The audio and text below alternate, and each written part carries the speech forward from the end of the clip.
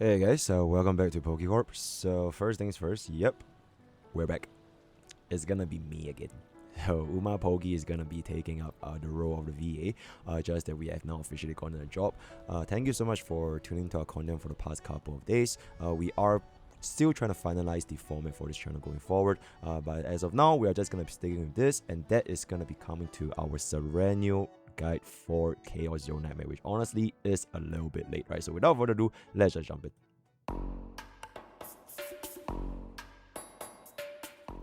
So Sereniel is an attack scaling main DPS, which is an instinct hunter character giving homing laser L cards, which can be moved to the hand when the enemies are ravaged. Basically like super break in Honkai style. She can also utilize her unique self buff Afterglow to deal exceptional tenacity damage, which is tied to your toughness bar, alongside with numerous synergies, which lets her have a very flexible team building options, and by far seems to have one of, if not the highest damage floor and damage ceiling for a character, which is pretty much expected for our first ever seasonal or limited unit.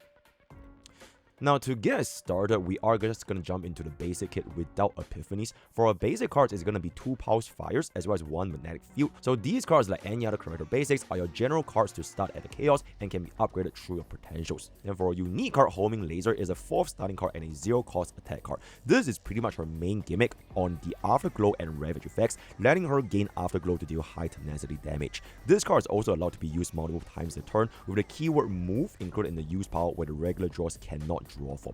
On top of that, we also do have Plasma Laser, a 1 cost attack card. At its base, it's pretty much just going to be for tenacity damage, and in general, still has a pretty decent amount of raw damage multipliers by itself.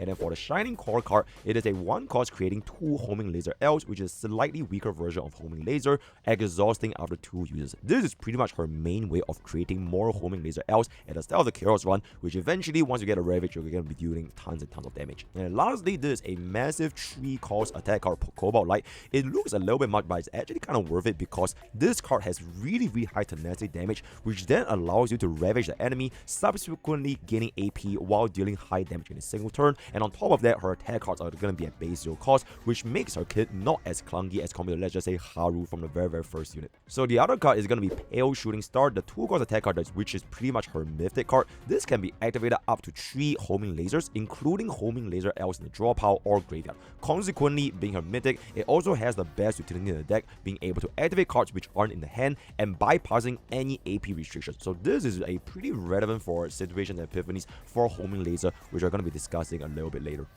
Lastly, for our ultimate, is going to be Death Halo. It is an AoE attack which also moves all homing laser Ls from the exhaust pile, making her the first character which can actually utilize cards from this exhaust pile, right? Because usually, once it goes to the exhaust, you'll never be able to get it back ever again, except for Sereniel. Now jumping into the traces or the potentials, it would be to start the unique card upgrade as always, crit chance, proficiency as well as crit damage. Neutral card and basic card upgrades are also more or less optional and can be ignored, since all of the damage are going to be coming strictly from a unique cards. From a major potentials, only the first and final potential are important for the meta builds, the other 2 are okay for early game comfort.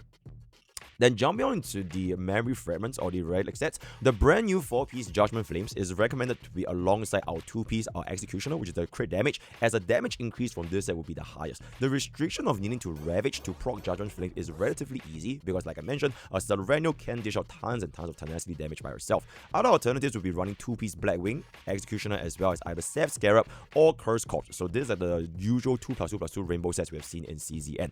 Now the 4-piece set Instinctual Growth Anomaly isn't very recommended, but is able to function somewhat situationally because she can have a lot of cards at once from homing lasers getting moved from the hand, but this cannot be having a 100% uptime, so the overall damage can be lower than the other recommendations. Then lastly, for the 4-piece Lamp of Justice, it does have some decent use for the high cost cards, but isn't really great because, like I mentioned, most of the damage will be from homing laser, which has 0 cost. Then for the recommended stats, for her slot 4 is going to be crit chance over crit damage, slot 5 is instinct over attack, and slot 6 is going to be attack. Very straightforward for pretty much every single DPS. For the subset, it's always going to be crit chance over crit damage over attack percentage.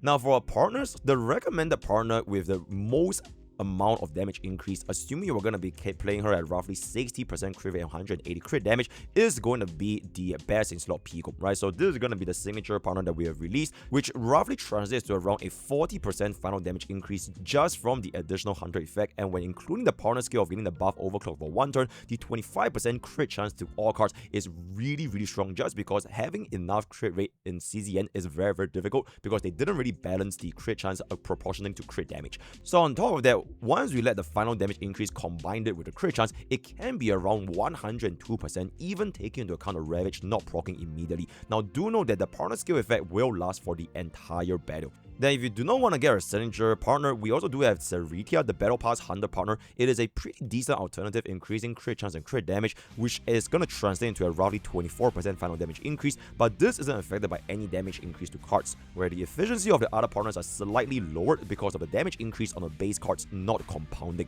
The partner skill isn't too special because the 2 vulnerable gives a slight damage increase thanks to the high number of attacks that Sereniel does. And then for free-to-play option, Yuri at P4 for final damage increase is roughly 25%, but reality is actually going to be a little bit lesser because the damage increase does get diluted quite a bit in CZN, so Sereniel is going to be a better alternative for damage if you do have her. Now do know that ACAT isn't really viable because the additional effect for Hunter is completely useless over Sereniel, and the partner skill only lasts for 1 round. Karate gives a less damage bonus compared to Yuri, so you pretty much just run Yuri, the Battle Pass partner, as well as the signature partner.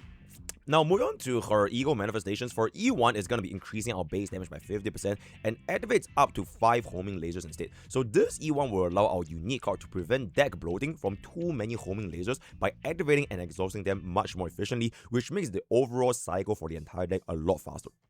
For E2, this is pretty much going to be one of, if not the best E2s. Classic from a lot of the E2 DPS we see in CZN. At the start, she creates 2 homing laser Ls, and at the start of the turn, if she draws a homing laser, she can draw 1 more card. This is pretty much the best vertical investment, game-changing ego manifestation in terms of CZN, letting her runs be extremely smooth throughout the entire run because of the deck drawing capabilities. Now, even in the end game as well as a Great Rift event, with the draw portion partially negating the deck bloat from homing lasers, it is just one of the best egos that you can get if you want to consider a Sereniel vertical investment.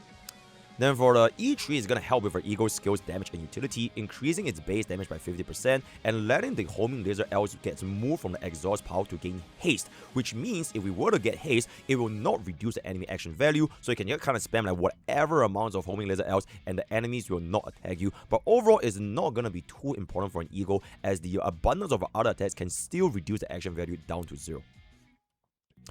And then for E4, giving her the firepower amp buff that lasts for 1 turn for every single homing laser she moves to the hand on Ravage. Now each stack increases the damage of her cards by 10% for all the way up to 50%. This ego, while not being the best for Chaos and unbuilt decks, can have a very decent increase in damage, as the number of attacks she can do heavily benefit from the buff, especially with a well-built deck.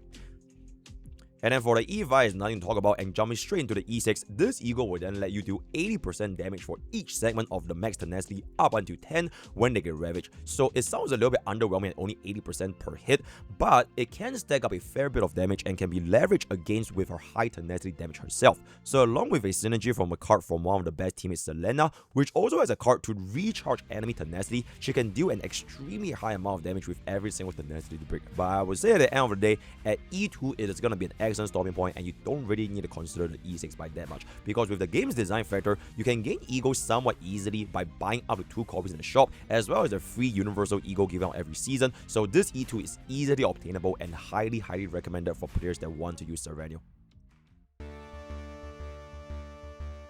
Now moving on to the team composition, the number 1 most synergistic teammate is definitely going to be Selena, which haven't really seen the light of day, at least until Sereniel actually came out. With her synergy on characters which can utilize multiple attacks, she can be a decent sub DPS, stacking damage alongside Sereniel herself, especially tactical maneuvers 4th Epiphany, which restores a ravaged enemy tenacity. This synergizes with Sereniel's kit extremely well, and one of the best cards in terms of the deck when it comes to the Great Rift event. Another unit which is pretty much going to be a Cassius, Sereniel being able to spam 0 cost cards can make use of Cassius' quest mechanics, specifically the 0/0/0 quest, allowing Cassius to use his final potential to stack more morale. Consequently, increasing Sereniel's damage dealt also serves as being a draw engine and dealing decent damage with his scaling damage itself. I would say that Cassius is pretty much going to be one of the best card draw mechanics, because the morale stacking portion can greatly increase the overall damage capabilities from that single turn combined. And then if you do not want to use any of these, raised damage buffs are relatively decent for Sereniel if you can get the Epiphany that buffs the upgrade card for not just one cost, but one cost or less. So the other cards can give us the damage buff as well, combined with deck thinning as well as our E6 increasing all cards damage by 20%. All of these buffs allow to be a great buffer while also being a pretty decent sustain with her E2.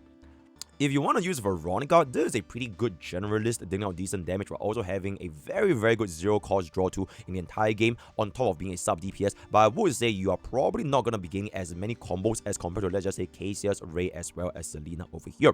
And then before we jump into the other 5-star options, Nia has the ability to discard and draw a lot of well-built decks. She can cycle Sereniel's deck to maximize her card usage while certain builds relating to forbidden cards. So this one is going to be a little bit more of a niche pick if you can actually get a good Nia deck going. And then jumping into the couple of other 5-star alternatives aside from Veronica, Chizuru is a pretty decent sub DPS, usually ran with Ray, Selena or Cassius. Although this is not really the best team, Sereniel is able to give us stacks of Will-O-Wisp for Chizuru relatively easily, which means that we can use Sword of the Moon way more often and is able to mitigate Chizuru's inhibit mechanic to extend with the AP gain from Ravage, because the Ravage actually can still give us the additional cycling capabilities with Chizuru. And then for another sub DPS, which is going to be Hugo, it can also work pretty well with Sereniel due to the abundance of attacks that she has, although unless you have the skills for Commence the Hunt generation, Hugo's DPS will definitely fall off. And then for Calibe, it is an AoE sub DPS as well as a shooter. She can do decent damage while having her cards played for free because of Heaven as well as Sereniel's high cost cards. She also has built tenacity damage in her kit, letting her help Ravage against multiple enemies, especially for content which might see in the future.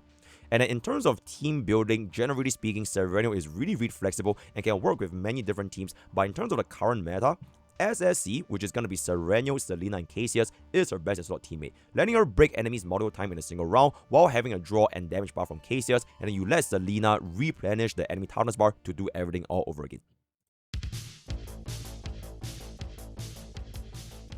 Lastly, we're going to come into our endgame deck building capabilities. For the endgame, starting off with base stats, you will be wanting to get at least 60% crit chance to proc her final potential, and for crit damage around 180% for a target to aim for. For attack, instinct damage piece 5, you'll be looking at roughly 750 in terms of raw attack.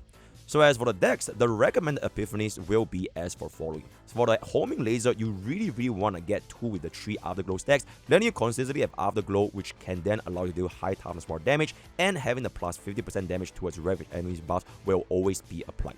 Homing Laser 4 is a decent alternative, letting you always get in your hand at the start of a turn while still having afterglow stacks even if it's going to be 1 or lesser. For 1, it is slightly viable because the damage it deals is the highest out of the 5 main epiphanies, but the drawback is that it doesn't give us afterglow, so it is less recommended unless you have the tenacity damage to compensate for it. For Plasma Missile 3 is pretty much going to be the best to have, as it allows to increase damage for all homing lasers while also implanting Instinct Weakness for 25% compounding damage bonus on top of Weakness attack. Now do note that the damage amount increase over here is supposed to be 60%. And then for the Shining Core, 3 is also once again by far the best option, being an upgrade card and hence thinning out the deck whilst still having the best generation of homing lasers for casual decks, as well as full-on meta damage with Selena's Tenacity Recharge. Shining Core 5 has some usage because you can have a homing laser with a separate epiphany to the original one. For example, having one of the homing laser 1 as well as homing laser for this card can allow you to use both of the attacks without its lack of afterglow infecting you by that much, because the very first epiphany card doesn't give you the afterglow effect. And then lastly, for Cobalt Light 4 will pretty much be the best for its own damage, as it can stack up all the way to 9 extra hits for a total of 10 hits, although the chance of you proccing this consistently is going to be a little bit difficult. For Cobalt Light 1, it is relatively useful for dealing decent tenacity damage and having its cost permanently reduced when you Ravage with it. So in all that combined, for a final deck, it would be recommended to have most of the recommended epiphanies, especially the slot trees, and having Homing Laser having a Divine Epiphany to allow you to repeatedly playing it with Pale Shooting Star and such. Removing the basic isn't really a necessity, but it is recommended if you have the space to work with. So the copies in the terms of high priority will be Homing Laser over Cobalt Light, which is around the same as Pale Shooting Star.